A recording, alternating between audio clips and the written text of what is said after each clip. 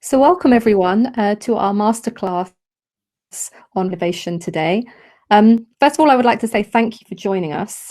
This is the third in a series of masterclasses that we're running, and we're thrilled to be joined by so many of you. We've had a phenomenal response for today's masterclass, so we're really excited to be sharing this. So I'm going to begin by giving you a rundown of today's masterclass agenda, and then I'm going to go over some housekeeping tips. So I'll kick off today's masterclass by giving a view of some of the cutting-edge fabric innovations we're going to be discussing later on in our panel discussion. I will then be joined by my three guest speakers to get their insight into the latest and most exciting sustainable fabric innovations. And then at the end of the masterclass, we'll have time for you to put questions to our guest speakers.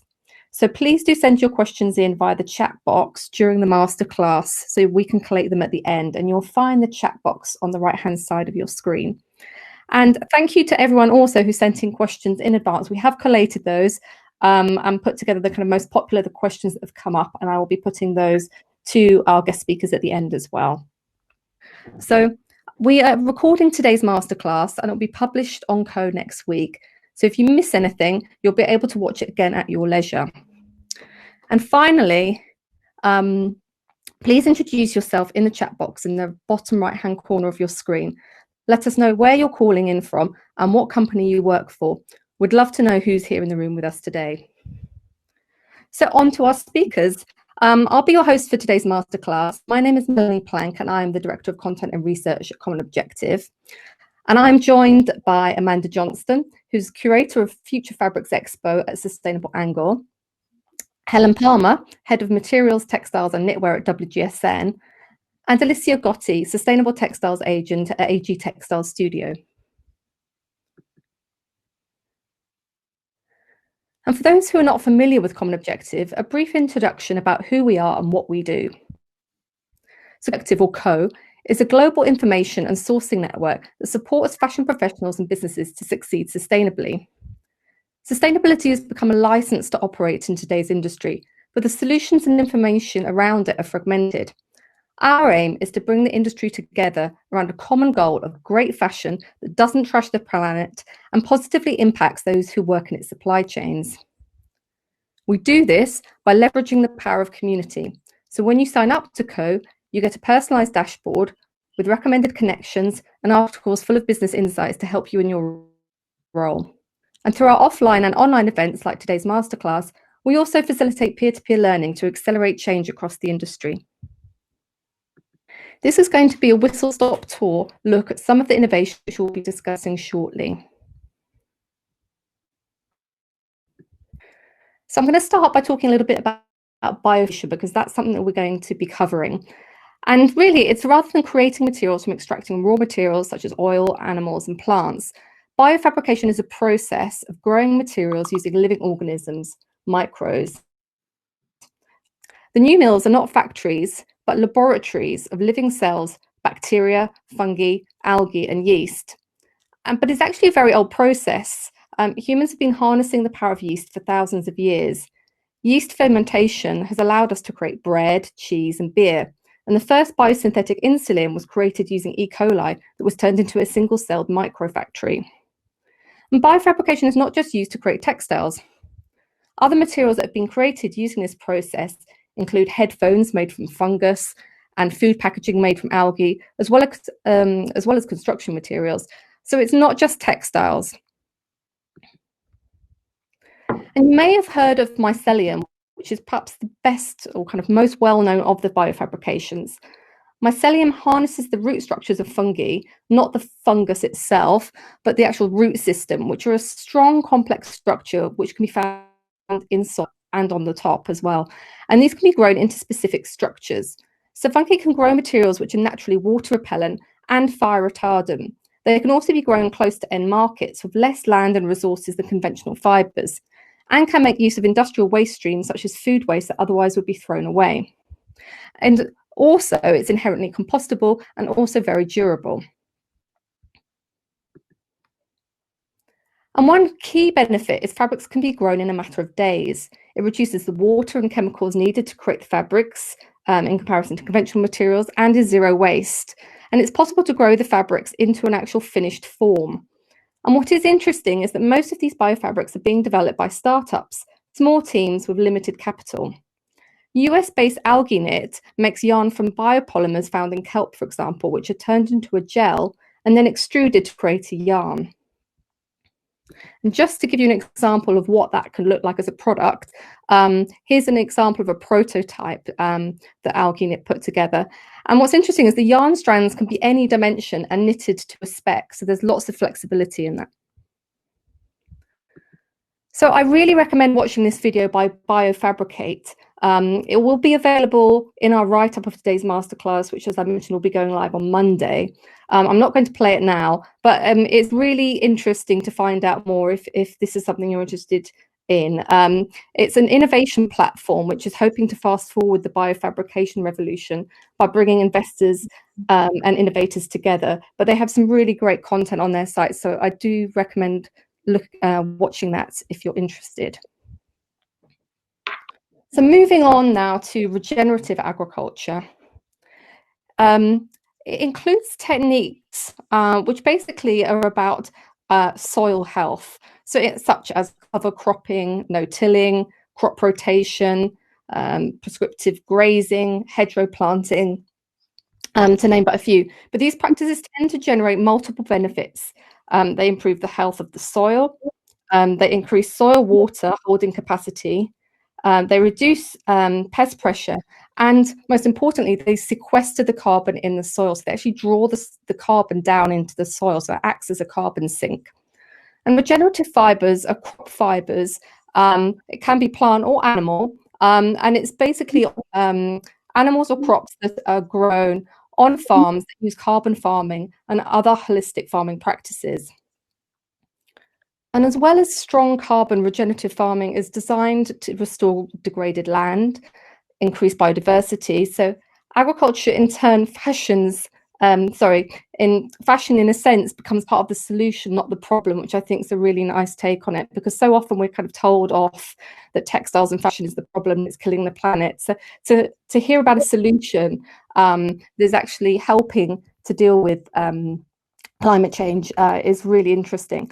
And the fibres being grown, to give you an idea, are cotton, hemp, flax, bamboo, silk, and wool. So to learn more, check out this video about climate beneficial wool by FibreShed. Again, I'll put this on the masterclass article and the recording that will go live on Monday, so you can watch that then. And another key fibre innovation that I want to briefly talk about is what I like to call fruity fibres. So Pinatex is a plant-based leather made from pineapple leaves, which I'm sure many of you would have heard of. It's had a lot of press. Perhaps you don't. I didn't have to say until I read the statistic that actually when for every kilo of food crop harvested, 1.5 kilograms in plant residue is left to rot or be burned. Making use of the plant, therefore, that is discarded is a great way to use agricultural waste and provide additional income to farmers. And Pinatex is one of the first fruity fibres to make it to scale, being used by brands such as Camper and Ali Capolino. And brands on Co that use Pinatex that are worth having a look out for brands such as footwear label Pozu and PETA-approved accessories Ahimsa Collective. And other fruity fibres include orange fibre, made from the byproduct of orange juice, which is turned into a cellulosic fibre. The 100% citrus fabric has a soft, silky, and lightweight handle, and it can be made, and it's made basically from the byproduct of orange juice production. So everything that is left behind after juicing, which is then kind of turned into a cellulosic fibre and spun, and it can be blended with silk, cotton, and elastane to create twills, poplin, and jersey. And Bananatex is another one that you may have come across. It's made from fibres extracted from the abaca banana plant stalks, which can be harvested once a year. And the resulting fabric, which is combed and spun from the stalk, is incredibly strong and durable, while remaining soft, lightweight, and supple, making excellent for accessories. So that's a very quick whistle-stop tour of some of the fabrics that we're going to be talking about today. If you'd like to find out more, and specifically if you're looking for suppliers, please do have a look at the Masterclass download, which will be published on Monday, as I said, with the recording and a summary of the art of the discussion today. We'll be listing some of the suppliers that we have on Common Objective in our download. And also just to point out that on Common Objective, we have an awful lot of content about innovative fibres and fabrics. So do have a look. If you're not signed up to Co, it's free to sign up. And all our pro content is also free at the moment until July. So please make the most of this. We have Future Fabrics Expo 2020 trends, trends from Premier Vision, articles about AgriLoop, orange fibre, etc. So there's plenty to get stuck into. So that brings me nicely on to the Fabric Innovation panel discussion. So I'm just going to do a quick check-in. Can everybody hear me? Helen, Alessia and Amanda, are you all there? Yes, yes, I'm here. Hello. Brilliant. Brilliant. The tech has not failed us. So I wanted to start by, let me just bring up the questions, asking you, Amanda. I'm going to start by asking you, what fabric innovations are you most excited about and why? Well, as you know, we just had our Future Fabrics Expo in January, which was incredibly well received. And I'm really, really excited about the new emerging biofabricated category of materials that you spoke about earlier. Now, some of these are not quite ready to be commercially available. However, we're seeing a real surge in getting quite a lot of them commercially available. And I think we'll dig down into this a little bit later. So some of them will take some time to realistically replace a lot of the traditional fibres that you mentioned earlier that we're reliant upon. However, what I think is really amazing about them is that we're changing our approach, really. This is about designing with nature, in harmony with nature, instead of plundering it, which has been the sort of industrial revolution model, really. And so it's about creating sustainable materials that are offering ingenious solutions to materials that are maybe being depleted or are not being managed terribly well, or putting pressure on agricultural land for food, etc. So yes, and that's the area that captures everybody else's imagination as well. I mean, I love the idea of working with nature, you say, rather than extracting from it. And you had some really interesting biofabricated materials at the Future Fabrics Expo, I recall. Could you tell us a bit about some of the ones that you had on display?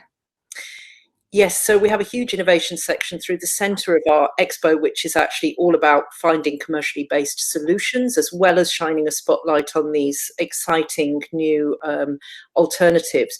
So we had everything, you know, if you were talking about regenerative agriculture earlier, which was a huge message that we put across through the expo. So we're looking at what can we do with agricultural waste materials, for example. So, you know, talked about the cactus leather as well. We showed that. We have some amazing algae innovations coming through. We can see on this slide right here, circular systems. We're going to speak a little bit more about them in detail later. Really making ingenious and sort of intelligent use of byproducts from agricultural waste. Of course, Pinatex was one of the first ones that everybody learned about. We had a new generation sort of surface. We were showing their biopolymer surface. We had biopolymers created from fish scale waste, lots of different algae versions. So algae is a big thing, along with agricultural waste. And of course, these regenerated materials you were talking about earlier. Fantastic. So, Helen, can I put the same question to you? What is exciting you most right now? Well, yeah, I think it's really, I'm sort of tracking similar things to a lot of things that Amanda's showing. I think at WGSN, we often ask a lot about material innovation and what's sort of coming up. So we do keep a close eye on new innovations that our customers can sort of delve into and sort of trial and see if we can get things to scale. I think for me personally, I'm very interested in the regenerative materials that we've touched on in your introduction, I think that idea of evolving from organic farming through to regenerative practices is a really significant shift, taking a much more holistic approach to crop growing. And a company that I'm really excited about, that I've been keeping my eye on, who were at the expo, is a company called Circular Systems. And they're a material science-based company who transform crop waste into biofibres and yarns for the fashion industry through their different systems. One of them is called AgroLoop, and they've got another one called TextLoop, I believe. And what I love about this system is that their technology can potentially work with a variety of feedstock raw materials from agriculture, so from oilseed hemp through to pineapple leaves or banana tree trunks or sugar cane bark, and all these different foodstuffs which are essentially waste left from harvesting of the food industry that would otherwise be left to rot or be burned, creating issues for the environment. And what's brilliant about this is it's crop residue, so it's basically that the land is farmed for food. So it's not taking away from food that could feed people. So for me, this is potentially game-changing. And I think that this idea, perhaps, where this kind of technology could be placed next to agricultural regions across the world, and different types of crops could be sort of transformed by this process into fibres, I think it's potentially really, really exciting. Absolutely. You made a really interesting point there, that you know, that it's waste that is that's being used, because I know that some concern is that obviously that moving to plant-based solutions, that we might be impacting on our you know, on our food chain and our ability to kind of grow foods and crops. But I think that's important to point out that these are really making the use of what would have been waste. Yes, and I think what's really nice, that's just seeing some of the innovations, is that they've got a really nice character, sort of a linen feel. I think that as they start working with different brands, we're going to see some really interesting fabrics coming out that have a really nice hand feel, are durable, they're really natural.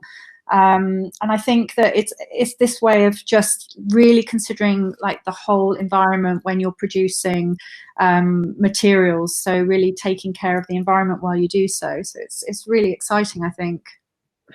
And Alessia, can I put the same question to you then? What are your thoughts? What are you getting super excited about in textiles right now? Hi, hello everyone. Yes, for sure, everything that we discussed so far is extremely exciting. From my perspective, at the moment, it's definitely the vegan leather from Deserto, which is made with cactus, is a fully bio-based vegan leather grown in Mexico. So there is really an abundance of cactus, and there is no irrigation system, so there's zero waste of water. Cactus only grows with rain water, and there are the minerals which help also with this raw material to grow it naturally. So this cactus family is very strong, and it can handle the low temperature during the winter. And it's definitely safe for the agriculture, to harvest. And within the ranch, it's called the ranch, this place where they grow this in Mexico, after they cut the leaves, there is they basically dry them under the sun for 3 days. So there is no oven or additional energy used. So there's no gas used in this process. And then what they do, they process this organic raw material to make it part of the formula. And also the plantation, the ranch where this cactus grows, it's fully organic. So there's no herbicides, toxic pesticides used. So, and the remaining organic cactus material, which is not used, is exported and used in the food industry, which is actually one of the national foods of Mexico is this cactus. So also it's more sustainable than standard polyurethane leather, or also called eco leather, because obviously this is in most cases mixed with PVC and toxic glues. So that's very, very, very exciting from me. Yes. Yeah, I mean, I saw quite a lot of cactus leather at the fabric shows this season. It seems to be the kind of fabric of the moment. And you mentioned and you said to me that it's really kind of suitable for accessories and clothing is in the pipeline. But I was also curious about footwear. Do you think it's going to be something that could be applicable for footwear as well? Yes, absolutely. This is there's actually very exciting news from big brands across the USA and in the UK as well, which are doing trial as we speak on shoes, because it's about the thickness of the leather. And for now, there is a 0.9 millimeter and 1 millimeter, which are mostly used for accessories, like bags, as well as shoes. And, it is getting into the garment industry. And obviously, they want to be sure that every kind of work that they do to the leather maintain the sustainability of it. So there's definitely a lot of work in the pipeline, and it's going to be very, very available very soon. Yeah, that's good news. Amanda, can I come back to you actually and talk a bit more about the biofabricated fabrics? Because I know, as I mentioned earlier in the intro, mycelium has been something that's been on people's radar, I think, for probably quite a few years, and I expect most people will have heard of. But how far off are we from these biofabricated materials being available at scale? And which ones are likely to hit the market first, do you think? Well, I think they're going to come really soon. I think, yes, I mean, I can't give you an exact timeline, but there have been whispers. And I know that, for example, the spider silks, of which there are many companies now on this, and they've got large scale industrial fermentation tanks, which is what it takes to produce this fibre. And of course, we've probably all seen the Stella McCartney collaboration with Bolt. There you can see a little bit of the dress there. So from what I understand, it really replicates really the properties of silk, but that beautiful sheen. Apparently it's super strong and is about to emerge onto the market. Price-wise, I don't really know. I'm not really 100% sure about that, but I do know that there's several on the boil. There's 4 that I'm aware of globally that are scaling up. So I think it's a very, very exciting time right now for, these actually man-made fibres that are not using non-renewable petroleum-based sources, which is what we've had in the 20th century. So we're really poised, I think, for a new era, a new materials landscape. And Helen, can I ask, do you agree? And as a forecaster, I'm going to put you on the spot. Is this that we'll finally see some of these exciting developments come to market? Yes, I totally agree with Amanda. Again, it's something we've been sort of talking about, these innovations, probably getting on for a decade now, as some of the sort of first pilots came through, and obviously they created an awful lot of excitement on the market. But it seems to me, after all these sort of years of development and the sort of marketing around them and the excitement, that 2020 might actually be the year from which these materials might start to feel that they're becoming a bit of a reality. We've had a couple of kind of indicators here, as 2 companies, which is Fibre, who make spider silk, and Modern Meadows, who make lab-grown leather from collagen. They're starting to get ready for more scalable production. We've heard quite concrete information on that. I managed to speak with the Japanese firm Fibre at Premier Vision earlier this year, and they have secured quite a large investment to build a new production facility in Thailand. And I heard that it has 100 times more capacity than their original site in Japan. And I think I heard that the site was chosen in Thailand for its proximity to sugar, which is obviously needed to produce the yeast to make the fibre. And I think that sort of production facility is opening up, I think, this year into 2021. And also Modern Meadow, who are pioneers of a lab-grown leather, which is, again, it comes from a yeast which produces collagen. They are also planning commercial production this and next year. Again, they've got a bigger investment, and they're scaling up in a biofabrication plant in Slovakia. So I think both of these companies have sort of come out to the market and announced that they're starting to sort of shift with investment to sort of get ready to really sort of move forward with these innovations. So again, like Amanda, I think that 2020, it seems like a year of a lot of change. So with everything going on around us, I wonder, there's a lot of uncertainty, obviously, but obviously there is investment there for these innovations to start to sort of take off.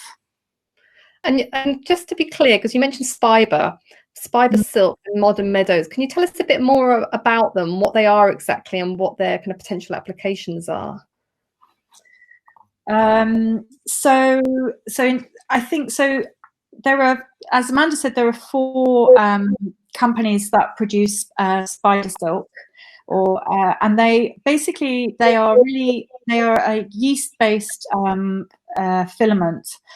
So they're made from yeast and extruded into a very silky fibre. So they're basically sort of the fibres are basically sort of brewed in a vat.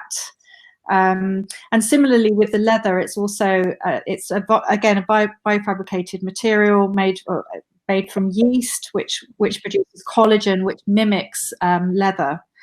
And it's really interesting that the fabric can be pressed into sheets. And it can be created with structures that can mimic all different types of leathers, from calf skin to exotic skins. And the company claims that the price is comparable to normal leather, but obviously it's a vegan product. Mm-hmm. Which is a major plus, isn't it, for a lot of brands, to be able to offer a vegan product, that's not PVC based or hasn't got any nasty chemicals in. Exactly. Another interesting thing, sorry to cut across you, Kat. No, please do. Is that what's amazing is that when you're creating these materials, sort of taught through sort of fermentation, you're actually growing a material effectively. And so therefore you can, with a lot of these materials, engineer the material to form.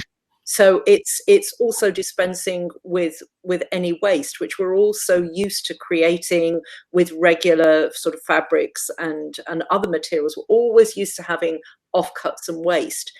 These are actually being formed to the shape, that's designed by man. So I think there's apart from bolt threads, obviously is still a filament, essentially, like regular silk is. But with the leathers, I think that's what's also really exciting about. Well, they're formed and molded to shape. That's a really good point. Thanks, Amanda, for bringing that up. I think absolutely. I think that's essential, and it's quite a different way of working, I guess, in terms of designers. Also, that will really change up the industry in terms of how we even go about designing, as well as production. So I think that's a real game changer. And I just want to bring in Alessia at this point.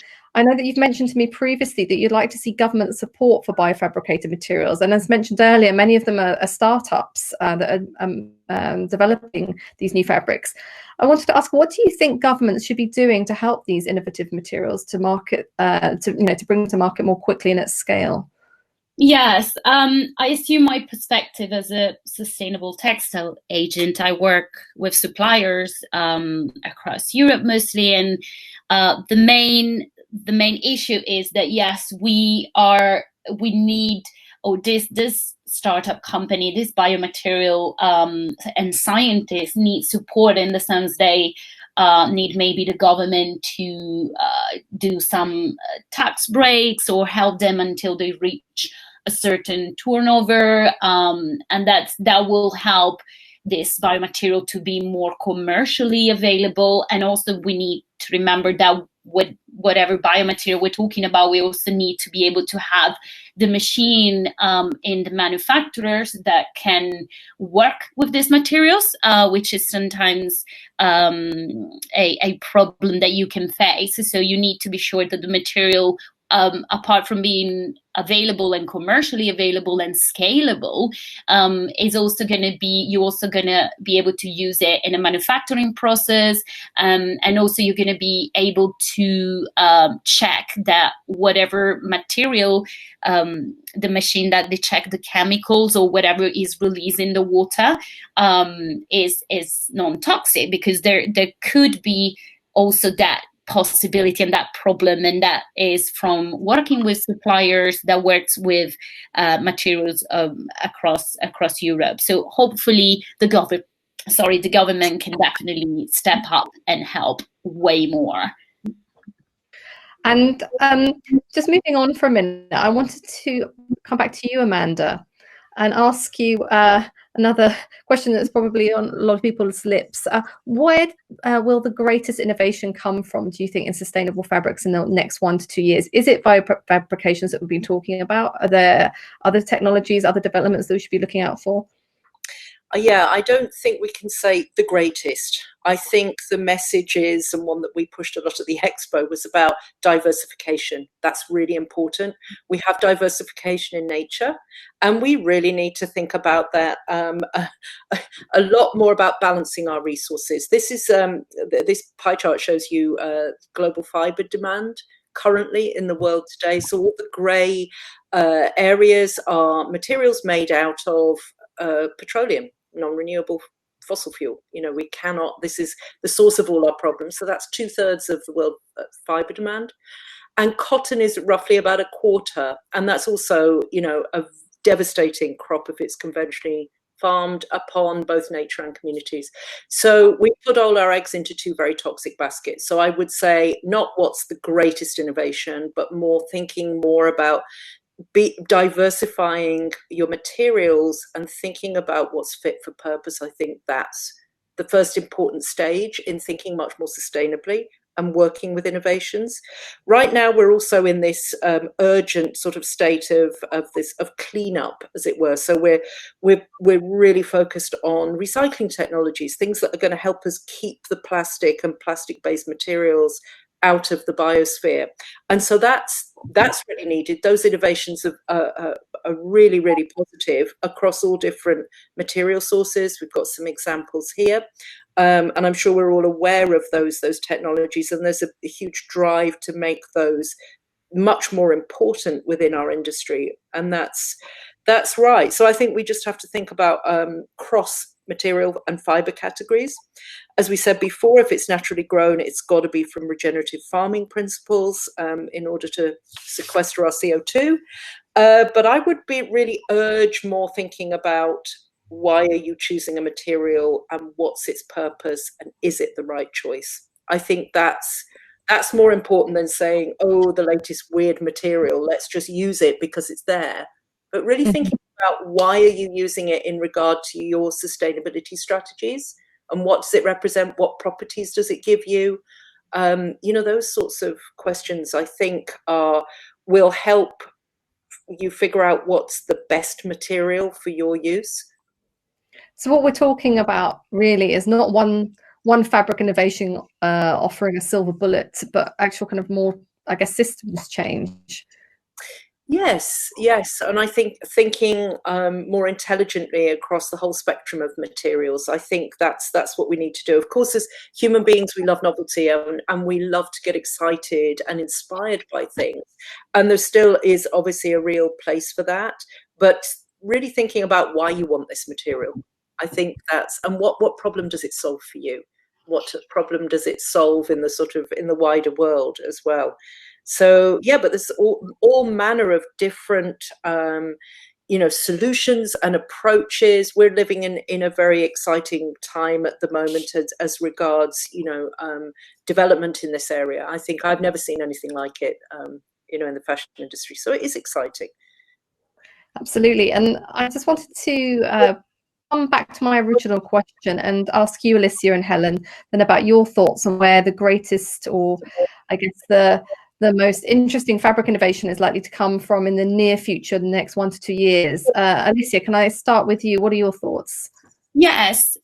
Well, I think as Amanda was saying, definitely we need to rethink the way we make garments and produce, and just work with recyclable or biodegradable products, either coming from natural fiber or synthetic fiber that maintains this characteristic. But definitely recycle is the main focus right now. But I just want to point out that recycle doesn't necessarily mean it's completely eco-friendly, because these words are used a lot. And for example, currently there is not a system developed to separate the yarn, meaning that if a product is made from a blended even recycled yarn already, but blended with something else, it cannot be recycled fully.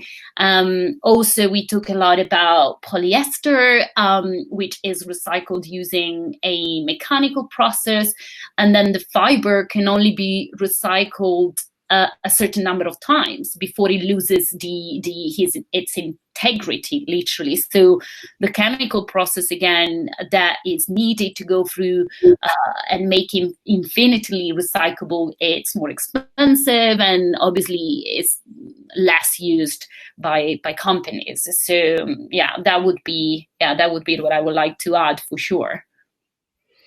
And I mean, I think it's a really good point that you make about that recycling or recycled fibers doesn't necessarily mean sustainable. Actually, last week we published an article on Common Objective weighing up the pros and cons of recycled polyester, for example. We asked the question, is polyester green or greenwashing?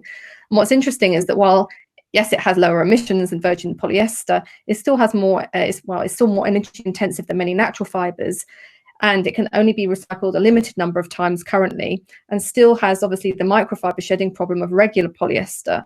And what's more is a study, I think, that came out last week, or perhaps the week before, I think it was Plymouth University, showed that there's a substantial amount of microfiber shedding occurs just through wear, so not even just washing.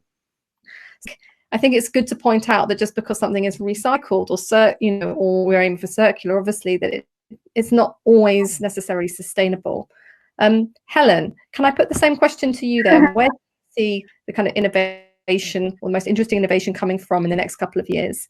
So I completely agree. I think that in the longer term, products that are made to be endlessly recycled or alternatively more easily biodegraded will have to sort of be the main routes to more sustainable products going forward for the things that are still being made. And I think that what's interesting, though, is we are starting to see brands working with mills, working with fiber companies to kind of look at that whole process.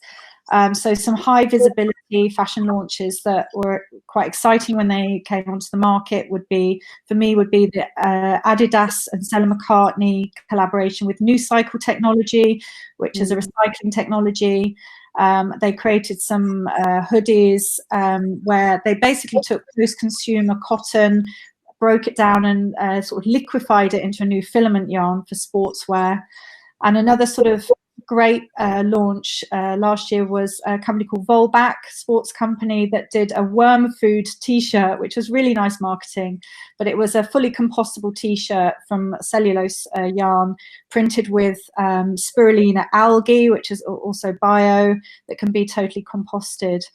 I think it's about companies, brands really looking at innovation, working with science-based startups, working with fiber companies and mills, and just creating sort of collaborations into finding more innovative ways to either recycle your products infinitely or just for them to disappear without a trace. I mean, they seem to be, for me, the angles as well as the biofabricated.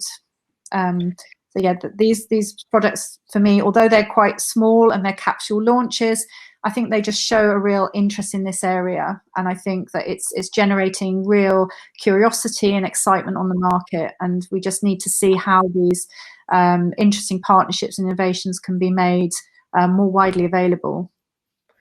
And just kind of coming back to the point that both you and Amanda have made about systems, and then you kind of obviously, where although some fabrics are recyclable or compostable doesn't necessarily mean that they are going to be recycled or composted.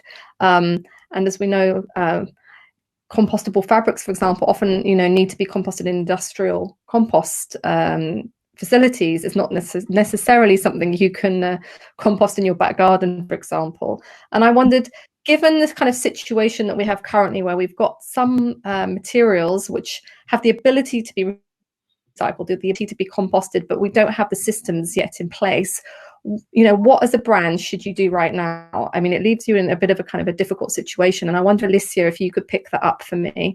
What would you say to brands, given the kind of current limitations of how our waste stream, our current waste streams and how waste fabrics are collected, what should brands do?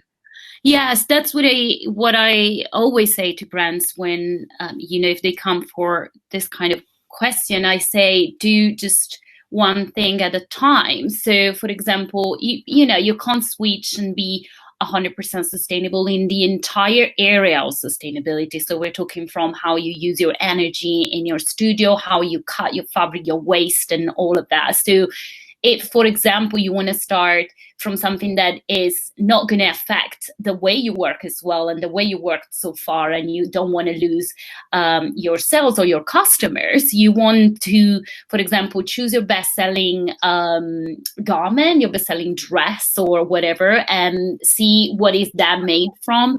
So if that is made from polyester or a material that is not sustainable, look to the most sustainable material that you can switch to. So you have to obviously do your research, because sometimes you don't necessarily have the same touch and feel, but you can definitely find something that is better to what you currently are using, because there really is a lot of choice right now, and a lot of businesses are doing that, and not just huge company, even like smaller brands. So look for biomaterials, as we are all saying. So rather than looking at maybe a recycled polyester, look for a cellulosic fiber instead. So you can start from there, and it's the same. And at the same time, look at the way you're designing, look at the way you're incorporating your trims and your seams, because trims are very important, and there are biodegradable, sustainable trims that you can have and you can buy and use in your garments. Yeah. And I wanted to come back to you, Amanda. I mean, do you agree with Alessia? Is it about just kind of moving to the next best fabric and kind of doing a switching, which I know we've got quite a lot of what we call switching articles on Objective. So if you currently use polyester, or what are the options? I mean, do you think that's the answer? Well, I think it's definitely a great place to start. I mean, we know from research tells us that up to 95% of a product's impact is contained in the material choice alone. So you can make huge gains in doing those switches, and just thinking a little bit more clearly about what it is you're doing, and not just grabbing the usual go-to materials because that's what you usually do. We tend to do that in fashion. We tend to be on such a sort of hamster wheel that we don't stop and think about what we want from our materials, what we want them to do.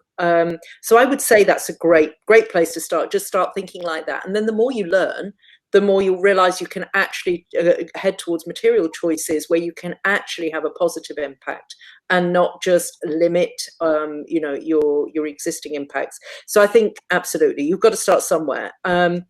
And I would also, just going back to this idea about fit for purpose and material properties, it's a sort of systems thinking way of, I suppose, of dissecting what materials might you be looking for, what fibres might you be looking for, is to just break down what are the properties of that material, what is it you're looking for, what does your product need to do, and so that will lead you then to certain material choices.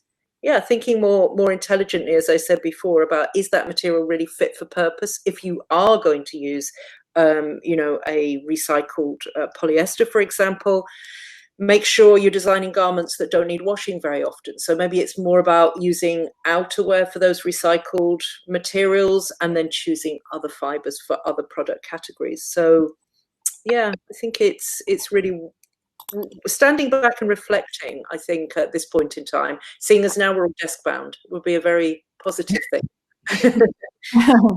Really, I mean, I think that your point about, maybe not necessarily, abstaining from certain fabrics like recycled polyester, but just really thinking about its end use, how the consumer will use it, how often it will get washed, will help designers to kind of think more in a more considered way about the fabrics that they are choosing. I think that's a really good point. And I'm just aware of the time, so I want to allow plenty of time for our Q&A at the end for listeners' questions. So I'm going to wrap up with our next question, and I'm going to start with you, Helen, because I know that, well, all of you work with brands, but I wondered, in terms of beyond recycled polyester and more sustainable cotton, which of the fabrics are, garnering most interest brands, do you think, at the moment? So, so from a sort of commercial level, I would say that we're definitely seeing the popularity of the cellulosics in the market. So that's lyocell's, modals, COCrowd, especially in the women's wear market. In fact, we've got quite a lot of data from our analytics business internally at WGSN, and depending on the product and the time of the season, we're definitely seeing like an increase between 20 or 40% sell through from 2018 to 19, depending on the product. I think there's lots of reasons for that. I think the marketing of the fibre has been great. Also, sustainable criteria as a renewable source. And also, I think from a fashion perspective, it's tapped into this sort of silky aesthetic that's been on trend in the market for women's wear. In smaller sort of areas, we're definitely seeing, from a sort of aesthetic perspective, linens and hemps and those bast fibres gaining popularity for their natural character. In men's wear, we've seen more linen coming through as more relaxed looks grow. And also we're seeing sort of hemp being used by the denim industry, as it's a compatible blend, and it also has much more, it has a good environmental benefit. So obviously sort of balancing the cotton aspect. So I think that those are sort of two sort of fibres that we know that there's quite a lot of interest on the market for different seasons. So yeah, they would be my choices. Alessia, do you agree? Cellulosics, where it's at right now for brands? Yes. With, Ellen, what she's saying is on top. 100% from my client is the lensing family. So there's all the, the lyocell, the tencel, the COCrowd micromodal, all that, and all the similar. For sure, it's what's happening. It's not just a trend. It's definitely, it's what I think they're switching to this. It's not just something that will go away. We're going towards, there's no way back, I believe, very much. So definitely I agree with that. Yeah. Great. I think I'm just aware of the time. So I'm going to, before we move on to our questions from listeners, I'm going to see if Tamsin if Tamsin's microphone is working now. Tamsin, can you hear us? Start with some of those. Hello, can you hear me now? Tamsin, we've got you. Yeah. Brilliant. Okay. All right, I will pause, and I'm going to let you tell everyone about the crowdfund. Thank you so much. It's so wonderful to see all the amazing people in this room. It's actually quite inspiring all over the world. And given the avalanche of bad news we've had recently with the coronavirus, which feels like it's changed every aspect of our lives and isolated us, it's really inspiring to be hearing about the things that matter and all the inspiring input from all of you. I think it feels almost more important than ever that we come together, and yet it's less and less possible for us to do so. So Common Objective was founded with a mission of bringing the world of business together around a common objective. Great business that doesn't trash the planet. And uniting the people across our global community to meet and connect and do business has been so much at the heart of our work from day one. And there's really just no limits to the innovation and impact that we can catalyze when we get the right people together in the room. And I think this room and this group of people shows that really well. So our focus over the next year is to really help build this sense of community, of brilliant people coming together. I think especially in the wake of the fact that we may be isolated for several more months. So we're going to be, we launched a crowd fund really to help us build upon everything that we've done so far. At the end of last year, at the beginning of this year, we reached 27,000 members across 150 countries.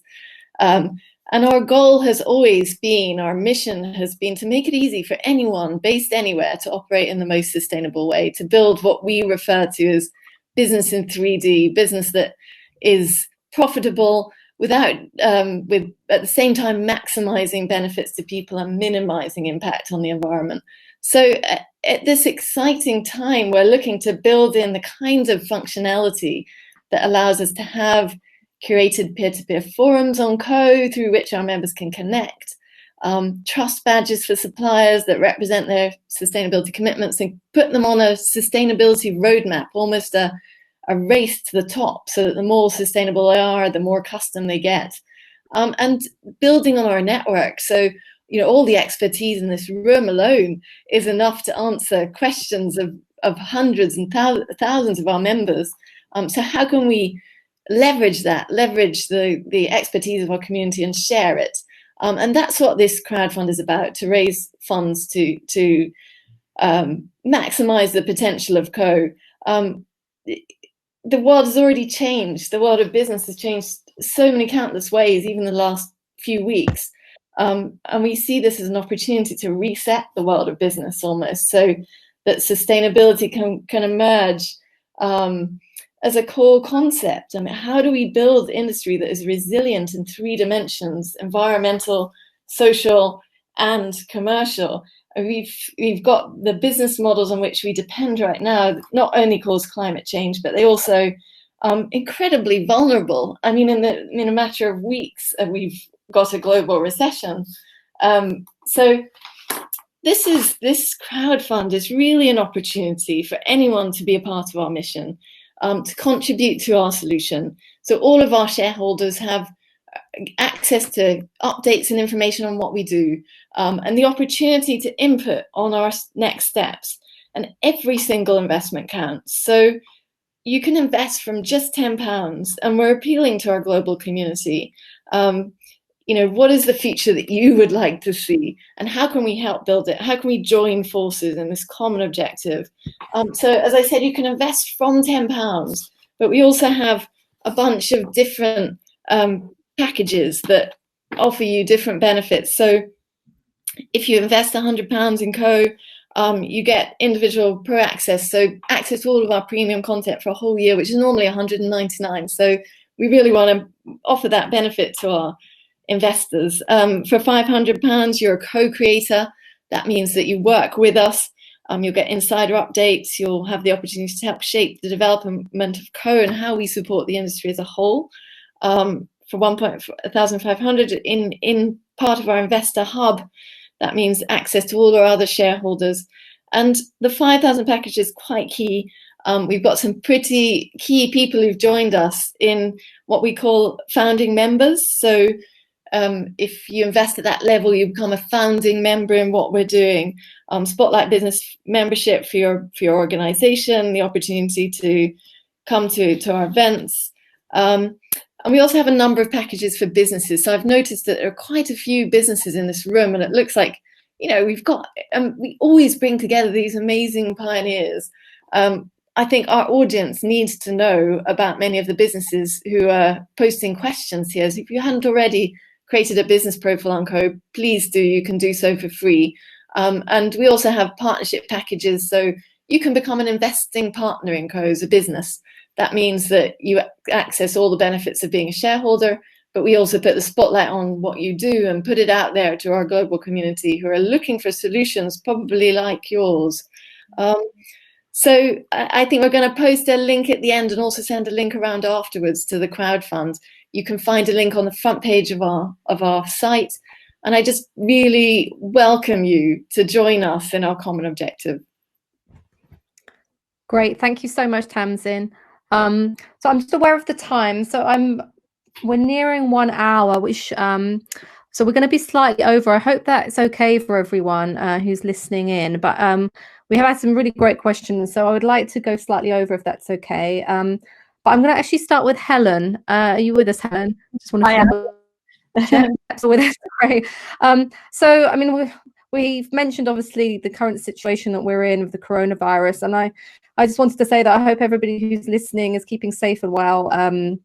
It's such a difficult time for everyone, and I just wanted to, there's been quite a lot of development around antibacterial kind of textiles and textiles that could potentially have a kind of health benefit, which I guess could potentially at least kind of help in situations like this. And I wondered if what you think the kind of role of those kind of might be, Sure. So I think it could be interesting to see how this sort of plays out. I know that we work with quite a lot of performance outdoor athleisure brands who are sort of working in the space of sort of health and thermoregulation and comfort and wicking and sweat and antibacterial. So I think that sort of comfort, performance and protection kind of concept is very much within some of the industry anyway. We have already been talking to a few mills and brands about how they're going to move this forward, and I think that climate resistant fabrics or climate adaptive fabrics has been on everyone's radar. I think with the current sort of crisis that we're in, I think that this idea of airborne pollutants, I think there's been quite a bit of talk on things like anti-pollution and things like mosquito repellent. But I think with everything going on at the moment, I can see antimicrobial, antiviral kind of things starting to become on the radar as the next sort of level of protection. I've been doing a little bit of research on this, so there are a lot of things that have come from the medical industry. I know that DuPont has clean room materials, which are a Tyvek-based material, which have a barrier to particles and microorganisms. But there are things like metals like copper, silver, and zinc, which could be used within fabrics, and there are some developments already there. And then lastly, natural fibres, crab shell, chitosan, bamboo, milk, yeast protein, even seaweed fabrics. They all have natural antibacterial qualities. So I'm expecting to see that we might start to see this sort of innovation start to ramp up as people, as brands maybe are looking for outerwear garments, outdoor garments that can have more of a repellent or a protective function in the future.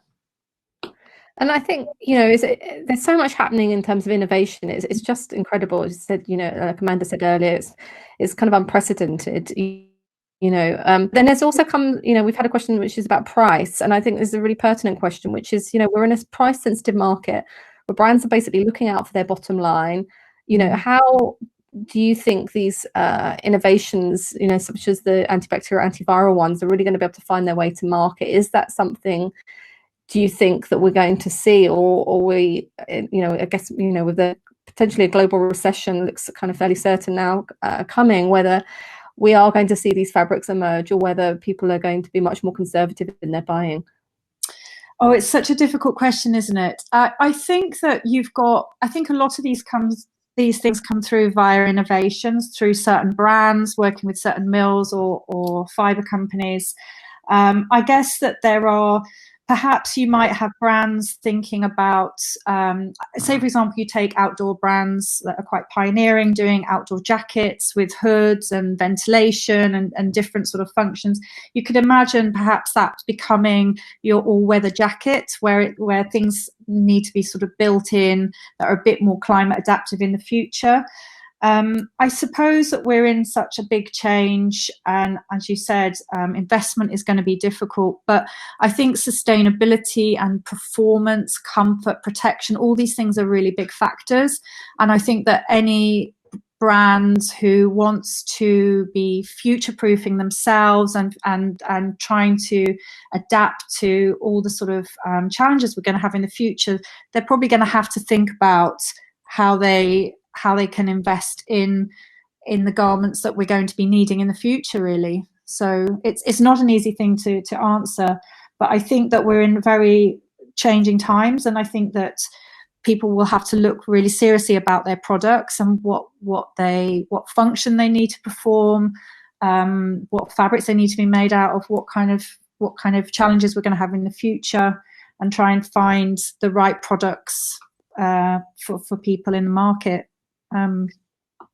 Thanks, Helen. I think that's a really good answer. You know, I guess it's such turbulent times. It's very difficult to tell at the moment, but we hope, we pray that sustainability continues to be on everyone's agenda, and that these innovations do make it to market in the future. I just wanted to come to you, Amanda, with a question that we've had. Which is about reducing harmful chemicals in the dyeing process. And also in the chat box, we've had some questions about dyeing and these kind of biofabricated materials and some of the other kind of innovative fibres that we've mentioned. In terms of like how are they dyed? What kind of range of colours do you have as a designer working with these? And also just to mention, Alessia, I'm not sure we can hear you. You might need to turn on your microphone. I'll see if I can come back to you in a minute, but perhaps Amanda, you could take this one. Yeah, sure. I mean, there's a huge spotlight. Obviously, anybody who starts to research into sustainability gets absolutely heartbroken when we see the water, for example, that's wasted. For one thing, water stress is a huge issue, and along with that, the chemicals that are used for dyeing. So, yes, a really, really impactful. So we know, for example, that ZDHC, the organisation of the Zero Discharge of Hazardous Chemicals, are going to be ramping up their initiatives to make sure that the identified hazardous chemicals are just completely taken out of our system. Obviously, there's still places in the world where they're being certain banned chemicals or hazardous chemicals are still being used to the detriment of the environment in quite a heartbreaking way. And obviously to humans and animal life as well, the human beings that are working with these chemicals. So I think there's a real push on that at the moment, thankfully, and that came sort of hot on the heels of the Greenpeace detox campaign, which for 7 years did incredible work reducing those impacts. So we know that across the industry, there will be a huge spotlight on this and a big push in the future. But insofar as down to individual textile mills and organisations, in particular, the denim industry has been particularly visionary in this, when they're realizing that, waste equals money, and, excessive chemical use leaves them with problems that they've got to clean up afterwards. So I think we've seen a lot of really interesting, water saving, chemical saving dye initiatives in that industry that have started to filter through to other fabric categories. But they're the place, I would say, if you're interested in studying what's going on with water saving and chemicals, etc., is to start studying some of the more visionary denim organizations, which are doing really great things, and also really trying to avoid dye in the first place. So, if you have the time to sit back and think about it, and you go, why are we actually even dyeing this, when if you recycle denim, it comes out blue anyway? So, you're kind of circumventing dye processes just by thinking, if I recycle the fibre, I also get an added benefit, which is a new color with a new effect, but it's still denim. You know, so I think that kind of thinking is what we need to be doing much more of, is thinking about materials. How can we grow or produce materials that are already the kind of the color palette we want? That would be the most sort of intelligent way of going about things. I mean, I remember seeing at some of the shows, you know, the fabric shows, like definitely a kind of a trend with naturally colored grown cotton, for example. Exactly. Yeah, that was definitely something that I picked up as a kind of key trend. So yeah, I think an interesting point is about kind of rethinking what it even means, or how, you know, how to create color. It doesn't necessarily have to come through dyeing, and all the kind of potential problems that can cause. Amanda, I'm going to stick with you because I think we might still be trying to get a hold of Alessia. So we've had some kind of very kind of practical questions as well. So I'm just going to jump forward to some of those. I would like to know more sustainable trim suppliers working with eco-friendly elastane options, specifically for the use in kind of lingerie. Is that something you can help with, Amanda? Yes, well, there's a great innovation, Roika, which is the eco-elastic biodegradable elastic. So that's being used by many suppliers. We have a great German supplier actually called Schal, and they've been just using natural latex. So I would say it's almost like either go back to a historical material that actually is being, you know, looked at again. Oh, hi, is Alessia? Hello, everyone. Sorry. Do you want to chip in, Alessia? I was starting on, because I know you've been working with Roika. Hello. Hi.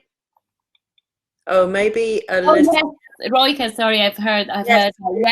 Great.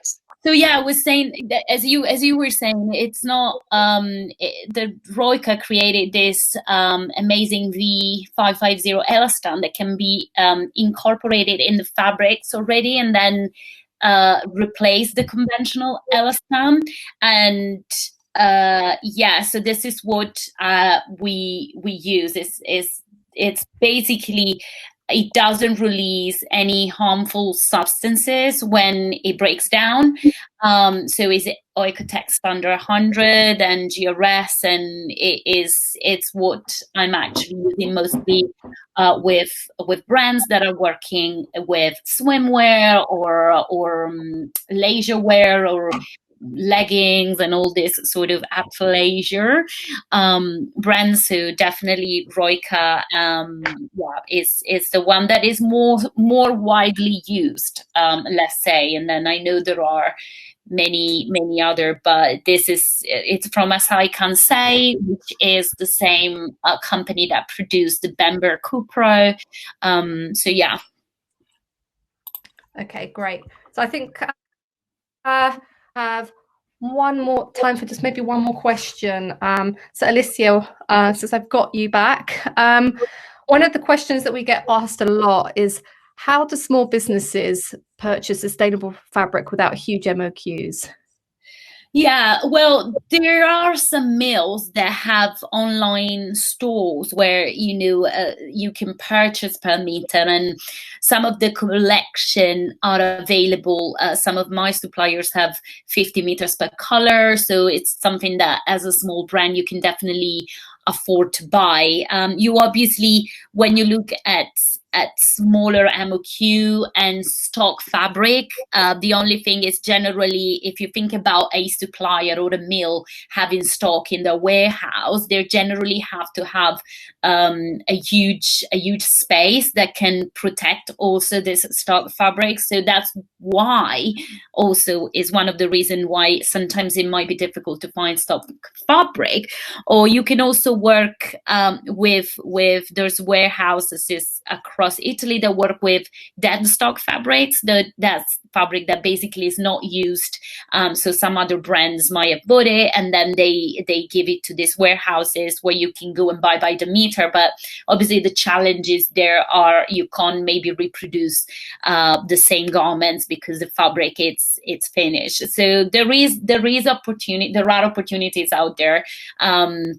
And definitely you have to consider that generally males ask for a certain MOQ because of the cost of setting up a machine and the cost of people working with this machinery. So most of the time stock fabric might be in 3 or 4 specific colors. And that is just the reality of this.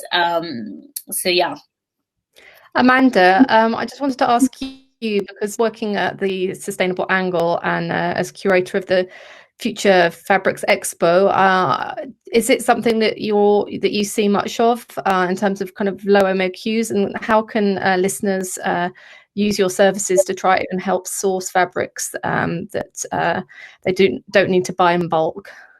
Absolutely. I mean, we've just relaunched our virtual expo. So if you go onto our website at thesustainableangle.org, we have a virtual range of materials, and there's quite a lot of suppliers there that are offering small MOQs, which is really nice. And we're finding that in sustainable materials that wasn't so about 5 years ago. But fortunately, it is now. So if you check in with our virtual expo, you'll be able to browse our materials and find quite a lot of suppliers offering small MOQs. Brilliant. And also just to mention that on Regenerative, I said if you aren't already on Co, please do sign up. We have lots of suppliers that you can use Co to connect with, including suppliers that offer low MOQs. So do have a look on our site as well. I think we're going to have to wrap it up there. We've gone 15 minutes over, but I think it was worth it. And I just wanted to say a massive thank you to Amanda Johnston from Sustainable Angle, Helen Palmer, who's joined us from WGSN, and Alessia Gotti from AG Textiles Studio. Thank you all, and for persevering with technology. It's really much appreciated. Thank you. And thank you.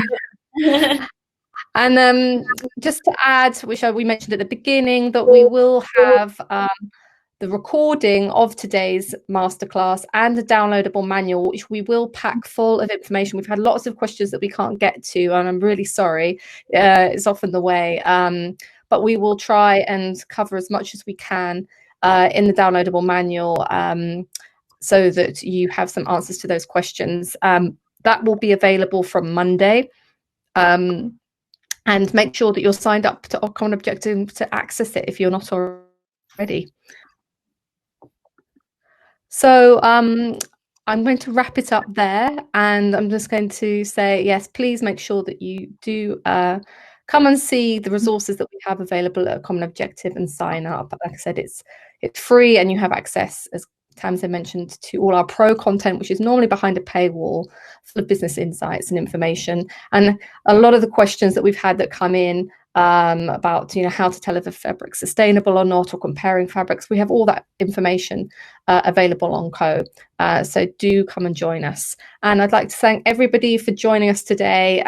Difficult times for everyone right now. And thanks for sticking with us through some of our technical hitches and sound issues throughout the webinar. But it's been great to have your feedback and have you listening in. And we hope to see you next time. Thank you very much, everyone.